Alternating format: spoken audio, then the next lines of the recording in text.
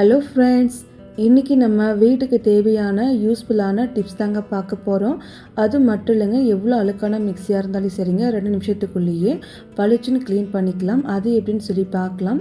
வீடியோவை கடைசி வரைக்கும் பாருங்கள். பார்த்துட்டு உங்களுக்கு ஏதாச்சும் ஒரு டிப்ஸ் யூஸ்ஃபுல்லாக இருக்குன்னு நினச்சிங்கன்னா மறக்காமல் ஒரு லைக் பண்ணிக்கோங்க, சப்ஸ்கிரைப் பண்ணிக்கோங்க. இப்போ வாங்க நம்ம வீடியோக்குள்ளே போய் பார்க்கலாம். ஃபஸ்ட்டு டிப்ஸு என்னன்னு சொல்லி பார்க்கலாங்க. நம்ம வீட்டில் துவரம்பருப்பு, சிறுபருப்பு, கடலைப்பருப்பெல்லாம் வாங்கி நம்ம ஸ்டோர் பண்ணுறோம் இல்லையா, அந்த மாதிரி நம்ம ஸ்டோர் பண்ணும்போது கொஞ்சம் நாட்களே நமக்கு பருப்புக்குள்ளே வண்டு, புழு, பூச்சல் நமக்கு வந்துடுங்க. அந்த மாதிரி வராமல் இருக்க பல வருஷத்துக்கு ஃப்ரெஷ்ஷாக இருக்க இந்த மாதிரி நீங்கள் ஸ்டோர் பண்ணுங்க. நான் இன்றைக்கி பார்த்தீங்கன்னா 2-3 போல் காஞ்ச மிளகா எடுத்திருக்கேன். இந்த மாதிரி காஞ்ச மிளகா ஃபஸ்ட்டு கடலைப்பருப்பில் நீங்கள் சேர்த்துக்கோங்க. அதுக்கப்புறம் நீங்கள் பார்த்தீங்கன்னா கருப்பில் எடுத்துக்கலாங்க. பச்சை கருப்பில் நீங்கள் லைட்டாக ஒரு கடாயில் போட்டு வறுத்து எடுத்துக்கோங்க. அந்த கருப்பில் ஃபுல்லாக சூடு ஆறதுக்கப்புறம் அந்த கருப்பில் நீங்கள் பருப்பில் நீங்கள் போட்டு ஸ்டோர் பண்ணிக்கலாங்க. இந்த மாதிரி காஞ்ச மிளகா கருப்பில் நீங்கள் போட்டு ஸ்டோர் பண்ணிங்கன்னா பல வருஷம் ஆனாலும் சரிங்க, பருப்பு நமக்கு நல்லா ஃப்ரெஷ்ஷாக இருக்கும். ஒரே ஒரு வண்டு, புழு, பூச்சி நமக்கு பருப்பில் எட்டி பார்க்காது. நல்லா எஃபெக்டிவாக இருக்குங்க. கண்டிப்பாக இந்த டிப்ஸை ஒரு முறை நீங்கள் ட்ரை பண்ணி பாருங்கள். ரொம்பவே நமக்கு யூஸ்ஃபுல்லாக இருக்குங்க. அடுத்த டிப்ஸு என்னன்னு சொல்லி பார்க்கலாங்க. நம்ம வீட்டில் நம்ம டப்பாலாம் போட்டும் புளி நம்ம ஸ்டோர் பண்ணுவோம் இல்லையா, அந்த மாதிரி நம்ம அடிக்கடிக்கு புளியெல்லாம் எடுத்து நம்ம யூஸ் பண்ணும்போது நம்ம மூடி போட்டு க்ளோஸ் பண்ணும்போது பார்த்தீங்கன்னா ஒரு கொஞ்சம் நாட்கள் ஆனதுமே நமக்கு புளி உள்ளுக்குள்ள சின்ன சின்ன பறக்கிற பூச்சி நமக்கு வந்துடுங்க. அது மட்டும் இல்லாமல் சின்ன சின்ன வண்டு எல்லாம் கூட நமக்கு வந்துடுங்க. அந்த மாதிரி பறக்கிற பூச்சி வண்டு வராமல் இருக்க அந்த புளி நீங்கள் ஸ்டோர் பண்ணிக்கும் போது இது கூடவே நீங்கள் அந்த கல்லுப்பு ஒரு டீஸ்பூனுக்கு நீங்கள் புளி மேலே எல்லா பக்கமும் இது போல் நீங்கள் தூவிட்டுட்டு எப்போதும் போல் மூடி போட்டு க்ளோஸ் பண்ணி நீங்கள் ஸ்டோர் பண்ணிக்கலாம். இந்த மாதிரி நீங்கள் பண்ணும்போது பறக்கிற பூச்சி வண்டு எதுவுமே நமக்கு வராது. புளியுமே நமக்கு நல்லா ஃப்ரெஷ்ஷாக இருக்கும். அடுத்த டிப்ஸு என்னன்னு சொல்லி பார்க்கலாங்க. நம்ம வீட்டில் இது போல் பிளாஸ்டிக் டப்பா நம்ம பயன்படுத்தும் இல்லையே, இந்த மாதிரி நம்ம பயன்படுத்தும் போது தவறுதல் நமக்கு பார்த்தா டப்பா நமக்கு கீழே விழுந்து எங்கேயாச்சும் கிராச்சஸ் ஆயிரும். அப்போல்லாம் நமக்கு சின்ன சின்னசாக அங்கங்கே நமக்கு உடஞ்சிருங்க. இந்த மாதிரி உடஞ்சி போச்சு நம்ம என்னதான் பருப்போ இல்லை மாவு பொருள் நம்ம கொட்டினாலுமே அது எல்லாமே நமக்கு கீழே விழுந்துடும் இல்லையா. அந்த மாதிரி விழாமல் இருக்க ரொம்ப ஈஸியாக இந்த மாதிரி நீங்கள் செஞ்சுக்கலாங்க.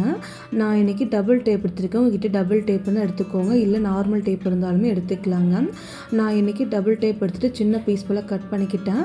எங்கே டேமேஜ் இருக்கோ அது மேலே நீங்கள் அதுக்கேற்ற மாதிரி பெரிய பீஸாவோ இல்லை சின்ன பீஸாவோ கட் பண்ணிவிட்டு அது மேலே இது போல் நீங்கள் ஒட்டி வச்சுருங்க. கை வச்சு நல்லா ப்ரெஸ் பண்ணிக்கோங்க. அதுக்கப்புறம் இன்னொரு பீஸ் போல் நான் டபுள் டேப் நான் கட் பண்ணிக்கிறேங்க. அதுவுமே எடுத்து இன்னொரு இடத்துல டேமேஜ் இருக்குது பாருங்கள், அது இடத்துல நான் ஒட்டி விட்டுக்கிறேன். இந்த மாதிரி நம்ம ஒட்டினதுக்கப்புறம் கை வச்சு நல்லா நம்ம ப்ரெஸ் பண்ணணுங்க. அப்போ தாங்க நமக்கு நல்லா டைட்டாக பிடிச்சிக்கும். ஒரு நாள் ஃபுல்லாக நீங்கள் அப்படியே விட்டுக்கோங்க, மறுநாள் நம்ம பயன்படுத்திக்கலாங்க. இதுவே நீங்கள் நார்மல் டேப்பு பயன்படுத்த போகிறீங்கன்னா ஒரு 4 லேயர்கிட்ட நீங்கள் நார்மல் டேப்பு ஒட்டி வச்சுருங்க. அதுக்கப்புறம் எப்போதும் போல் நீங்கள் டப்பாவில் பருப்பு, அரிசி இதனால் நீங்கள் போட்டு ஸ்டோர் பண்ணிக்கலாம். இந்த மாதிரி பண்ணும்போது நமக்கு டேப்பெல்லாம் கீழே விழுகாது. நமக்கு நல்லா டேப் டைட்டாக இருக்குங்க. அந்த நம்ம சேர்த்துருக்க பொருளுமே பாருங்கள், நமக்கு எதுவுமே கீழேயும் கொட்டாதுங்க. அந்தளவுக்கு ரொம்ப ஈஸியாகவும் இருக்கும். கண்டிப்பாக இந்த டிப்ஸை நீங்கள் ட்ரை பண்ணுங்கள். அடுத்த டிப்ஸு என்னென்னா, நம்ம ரேட்டில் கொஞ்சம் கம்மியாக இருக்கும்போது அதிக முருங்கைக்காய் நம்ம வாங்கி ஃப்ரிட்ஜில் ஸ்டோர் பண்ணுவோம் இல்லையா, அதை நீங்கள் அப்படியே ஸ்டோர் பண்ணும்போது என்ன ஆகும்னா ஒரு 4-5 நாள் நல்லா இருக்குங்க முருங்கைக்காய். அதுக்கப்புறம் பார்த்தீங்கன்னா அந்த முருங்கை உள்ளுக்குள்ளே ஒரு மாதிரி காஞ்சி போன மாதிரி ஆகிடுங்க. அந்த மாதிரி நமக்கு முருங்கை ஒன்றுமே ஆகாமல் இருக்க ரொம்ப நாளைக்கு ஃப்ரெஷ்ஷாக இருக்க இந்த மாதிரி நீங்கள் ஸ்டோர் பண்ணுங்கள். ஃபஸ்ட்டு முருங்கைக்காய் நல்லா வாஷ் பண்ணிட்டு ஒரு கிளாத் வச்சு நல்லா நீங்கள் துடைச்சிக்கோங்க. அதுக்கப்புறம் எப்போதும் போல் முருங்கைக்காய் நீங்கள் சின்ன சின்ன பீஸாக கட் பண்ணுவோம் இல்லையா, குழம்புக்கு பொருளுக்கு ஏற்ற மாதிரி நீங்கள் கட் பண்ணி வச்சுக்கோங்க. நான் பாருங்கள் இது போல் நான் கட் பண்ணி வச்சுருக்கேன். இந்த மாதிரி நீங்கள் கட் பண்ணதுக்கப்புறம் இந்த முருங்கைக்காய் நம்ம எப்படி நம்ம ஸ்டோர் பண்ணலான்னு சொல்லி பார்க்கலாம். முருங்கைக்காய் எடுத்து ஃபஸ்ட்டு ஒரு ஓரம் நம்ம வச்சுக்கலாங்க. அதுக்கப்புறம் இது போல் ஒரு கவர் நம்ம எடுத்துக்கலாங்க. கவர் எடுத்ததுக்கப்புறம் இப்போ நம்ம கட் பண்ணோம் இல்லையா, அந்த முருங்கைக்காய் எல்லாமே நீங்கள் கவர் உள்ளுக்குள் நம்ம கொட்டிக்கலாங்க. இந்த மாதிரி நம்ம முருங்கைக்காய் நம்ம கொட்டினதுக்கப்புறம் எப்போதும் போல் நீங்கள் பார்த்தா நார்மலாக முடிச்சு போடுவோங்க இல்லையா, அந்த மாதிரி நீங்கள் கவரை நீங்கள் முடித்து நீங்கள் போட்டு வச்சுக்கோங்க. அதுக்கப்புறம் நம்ம கவரை தலை திருப்பி வச்சுக்கலாங்க. ஒரு சேஃப்டி பின் எடுத்துகிட்டு அந்த கவர் மேலே லைட்டாக அங்கங்கே ஹோல்ஸ் போட்டு இந்த கவரை கொண்டு போய் நீங்கள் நார்மலாக ஃப்ரிட்ஜுக்குள்ளே வச்சு நீங்கள் ஸ்டோர் பண்ணிக்கலாம். இந்த மாதிரி நீங்கள் பண்ணும்போது அந்த கவர் உள்ளுக்குள் நமக்கு தண்ணி இறங்காது. அது மட்டும் இல்லாமல் அந்த முருங்கைக்காய் நமக்கு தண்ணி இறங்கி கெட்டு போகாமல் இருக்கும். முருங்கைக்காய் நமக்கு ரொம்ப நாளைக்கு ஃப்ரெஷ்ஷாக இருக்குன்னா இந்த மாதிரி நீங்கள் ஸ்டோர் பண்ணி பாருங்கள். நம்ம கிச்சனுக்கு ரொம்பவே ஹெல்ப்ஃபுல்லாக இருக்கும். காயுமே நமக்கு வேஸ்ட்டே ஆகாது. கண்டிப்பாக இந்த டிப்ஸை நீங்கள் ட்ரை பண்ணுங்கள். அடுத்த டிப்ஸு என்னன்னு சொல்லி பார்க்கலாங்க. நம்ம வீட்டில் எவ்வளோ அழுக்கான மிக்ஸியாக இருந்தாலும் சரிங்க, 2 நிமிஷத்துக்குள்ளேயே அந்த அழுக்கெல்லாம் நம்ம க்ளீன் பண்ணி மிக்ஸியை நம்ம புதுசு போல் மாற்றலாங்க.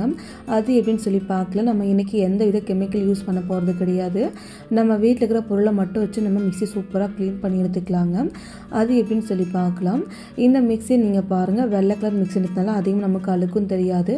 அது மட்டும் இல்லைங்க, அந்த மிக்ஸி உள்ளுக்குள்ளே ஓரங்கள் எல்லாமே நமக்கு அந்த மிக்ஸி பாருங்கள் நிறைய அழுக்கு நம்ம படிஞ்சிருக்குங்க. அதை நம்ம 2 நிமிஷத்துக்குள்ளேயே ரொம்ப சூப்பராக க்ளீன் பண்ணிக்கலாங்க. இந்த மிக்ஸி ஃபஸ்ட்டு ஒரு ஓரம் நம்ம வச்சுக்கலாம். அதுக்கப்புறம் நீங்கள் சின்னதாக ஒரு கப்பு நம்ம எடுத்துக்கலாங்க. கப்புக்குள்ளே நீங்கள் பார்த்து நம்ம தினமும் யூஸ் பண்ணக்கூடிய டூத் பேஸ்ட் இருக்கு இல்லையா, அது நீங்கள் எந்த பிராண்டட் இருந்தாலுமே சரிங்க, ஒரு கொஞ்சம் போல் மட்டும் நீங்கள் கப்புக்குள்ளே சேர்த்துக்கோங்க. அதுக்கப்புறம் நம்ம முகத்துக்கு போடக்கூடிய பவுடர் இருக்கு இல்லையா, அதை நீங்கள் ஒரு 1/4 டீஸ்பூனுக்கு மட்டும் நீங்கள் கப்புக்குள்ளே நீங்கள் சேர்த்துக்கோங்க. அதுக்கப்புறம் நம்ம பாத்திரம் க்ளீன் பண்ணக்கூடிய விம் ஜெல் லிக்விடு ஒரு கொஞ்சம் போல் மட்டும் நீங்கள் சேர்த்துக்கோங்க. இப்போ நம்ம 3 பொருள் நம்ம சேர்த்துருக்கோம் இல்லையா, இந்த 3 பொருள் நீங்கள் சேர்த்ததுக்கப்புறம் இந்த கப்பை நம்ம கையில் எடுத்துக்கலாங்க. அதுக்கப்புறம் நீங்கள் தண்ணி நம்ம எடுத்துக்கலாங்க. தண்ணி நீங்கள் ஒரே ஒரு கொஞ்சம் போல் மட்டும் ஊற்றிக்கோங்க. அதுக்கப்புறம் கை வச்சு நல்லா நம்ம மிக்ஸ் பண்ணிக்கலாங்க. நம்ம சேர்த்துக்கிற 3 பொருள் ஓரளவுக்கு நல்லா நமக்கு மிக்ஸ் ஆகி வரணுங்க. இப்போ பாருங்கள், நம்ம நல்லாவே நம்ம மிக்ஸ் பண்ணியிருக்கோங்க. இந்த மாதிரி நீங்கள் மிக்ஸ் பண்ணி கீழே அப்படியே வச்சுக்கோங்க. அதுக்கப்புறம் நம்ம சின்னதாக ஒரு துணி நம்ம கட் பண்ணி எடுத்துக்கலாங்க. கட் பண்ண துணியை நீங்கள் அந்த கப்புக்குள்ளே நீங்கள் வச்சுக்கோங்க.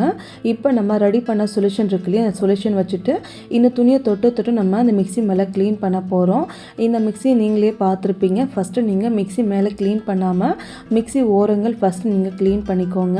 மிக்ஸி ஓரங்கள் பாருங்கள், நான் கொஞ்சமாக அந்த துணியில் நான் தொட்டு எடுத்துருக்கேன் இந்த லிக்விடை. இப்போ நம்ம ரெடி பண்ண லிக்விடை தொட்டு நீங்கள் அந்த துணியை வச்சு அந்த மிக்ஸி மேலே எல்லா பக்கமும் நீங்கள் தேய்ச்சிக்கணுங்க. இந்த மாதிரி நீங்கள் தேய்க்கும் போது அழுக்கு எல்லாமே நமக்கு போயிடுங்க. அது மட்டும் இல்லைங்க, மிக்ஸி மேலே நாள்பட்ட கரையாக இருந்தாலும் சரி, எவ்வளோ அழுக்கான மிக்ஸியாக இருந்தாலும் சரிங்க, இந்த மாதிரி நீங்கள் க்ளீன் பண்ணிக்கோங்க. மிக்ஸி மேலே நீங்கள் க்ளீன் பண்ணும்போது தண்ணீர் பயன்படுத்த வேணாம். நம்ம ரெடி பண்ண சொல்யூஷன் வச்சு அந்த துணியை வச்சு நீங்கள் மிக்ஸி ஃபுல்லாகவும் எல்லா பக்கமும் நல்லா இது போல் நீங்கள் தேய்ச்சி விடுங்க. இந்த மாதிரி நீங்கள் தேய்க்கும் போது அழுக்கு எல்லாமே நமக்கு வந்துடுங்க. இப்போ பாருங்கள், மிக்ஸி ஃபஸ்ட்டு ஓரங்கள் எல்லா பக்கமும் நம்ம தேய்ச்சி விட்டாச்சுங்க. அதுக்கப்புறம் மறுபடியும் நீங்கள் பார்த்தீங்கன்னா மிக்ஸி மேலே சென்டர் இருக்கு இல்லையா, அந்த இடத்துல நம்ம க்ளீன் பண்ண போகிறோம்.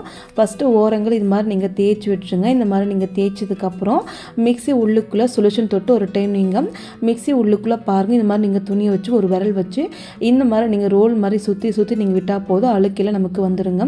ஒரு வேளை கையில் உங்களால் பண்ண முடியல நீங்கள் நினச்சிங்கன்னா ஒரு ஸ்பூன் நம்ம எடுத்துக்கலாங்க. ஸ்பூன் எடுத்துகிட்டு எல்லா பக்கமும் இந்த மாதிரி நீங்கள் பண்ணிக்கலாங்க. இந்த மாதிரி நீங்கள் பண்ணும்போதும் அழுக்கெல்லாம் நமக்கு ரொம்ப ஈஸியாக வெளியே வந்துடுங்க. இப்போ பாருங்கள், மிக்ஸி சென்டரில் நம்ம க்ளீன் பண்ணிவிட்டோம். அதே போல் சைட்லேயுமே நமக்கு அழுக்கு இருக்கும் இல்லையா, அதனால் நீங்கள் துணி உள்ளுக்குள்ளே போட்டு இந்த மாதிரி நீங்கள் ஸ்பூன் வச்சு நீங்கள் தேய்ச்சா போதும், அழுக்கு நமக்கு வந்துடுங்க. இப்போ நம்ம மிக்ஸி ஃபுல்லாகவும் பாருங்கள் எல்லா பக்கம் நல்லா நம்ம தேய்ச்சாச்சு.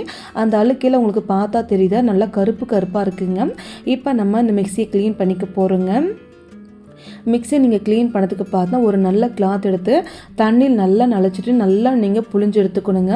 நல்லா புழிஞ்ச துணியை நீங்கள் அந்த மிக்ஸி மேலே எல்லா பக்கமும் இது போல் ஒரு டைம் நீங்கள் தேய்ச்சிட்டா போதும். நீங்களே பாருங்கள் மிக்ஸி எந்த அளவுக்கு பளிச்சுன்னு இருக்குன்னுட்டு. இப்போ நம்ம மிக்ஸி மேலே எல்லா பக்கம் நம்ம எங்கெல்லாம் தேய்ச்சோமோ எல்லா பக்கமும் நல்லா நம்ம தேய்ச்சி க்ளீன் பண்ணிக்கலாங்க. இந்த மாதிரி க்ளீன் பண்ணிட்டு நீங்கள் பார்த்தீங்கன்னா அந்த மிக்ஸி ஃபுல்லாகவும் அவ்வளோ க்ளீனாக இருக்கும், அவ்வளோ பளிச்சுன்னு இருக்குங்க.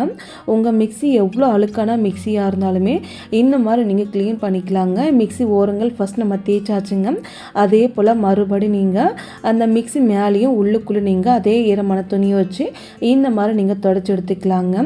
அதுக்கப்புறம் நீங்கள் மிக்ஸி ஒயர் இருக்கு இல்லையா, அதுவுமே நீங்கள் இதே சொல்யூஷன் வச்சு க்ளீன் பண்ணிட்டு இதே போல் க்ளீன் பண்ணி எடுத்துக்கலாங்க. இப்போ நம்ம மிக்ஸி ஃபுல்லாகவும் எல்லா பக்கமும் ஈர துணியை வச்சு நல்லா நம்ம க்ளீன் பண்ணியாச்சு. அதுக்கப்புறம் நீங்கள் பார்த்தா ஒரு ட்ரையான கிளாத் வச்சு ஒரு டைம் நீங்கள் மிக்ஸி மேலே எல்லா பக்கமும் நீங்கள் தொடச்சி விட்டுருங்க. அப்போ தாங்க மிக்ஸிமே நமக்கு க்ளீனாக இருக்கும். இப்போ பாருங்கள், மிக்ஸி ஃபுல்லாகவும் நல்லா நம்ம க்ளீன் பண்ணியாச்சு. மிக்ஸி எந்த அளவுக்கு பளிச்சுன்னு க்ளீனாக இருக்குங்க. உங்கள் வீட்டில் எவ்வளோ அழுக்கான மிக்ஸியாக இருந்தாலும் இந்த மாதிரி நீங்கள் க்ளீன் பண்ணி பாருங்கள். உங்கள் மிக்ஸியும் 2 நிமிஷத்துக்குள்ளேயே பளிச்சுன்னு புதுசு போலவே ஆகிடுங்க. கண்டிப்பாக இந்த டிப்ஸை நீங்கள் யூஸ் பண்ணி பாருங்கள், உங்களுக்கு ரொம்பவே யூஸ்ஃபுல்லாக இருக்கும். Thank you friends. இந்த வீடியோ உணர் பொறுமையை பார்த்தா எல்லா ஃப்ரெண்ட்ஸுக்கும் ரொம்பவே நன்றிங்க.